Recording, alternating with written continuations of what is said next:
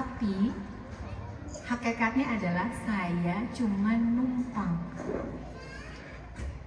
Kalau ibaratnya orang dikasih tumpangan, dikasih pinjem nih, kamu saya kasih rumah, kamu tempatin sini, kamu lahir dan besar di sini, lalu terus kamu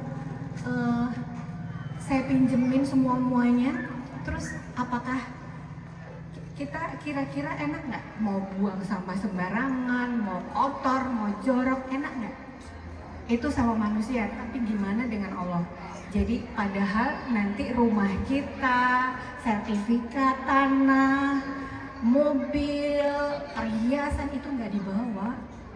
Masalahnya adalah suatu saat kita nanti ditanya sama Allah, kamu saya pinjemin tempat tinggal, sudah jaga belum?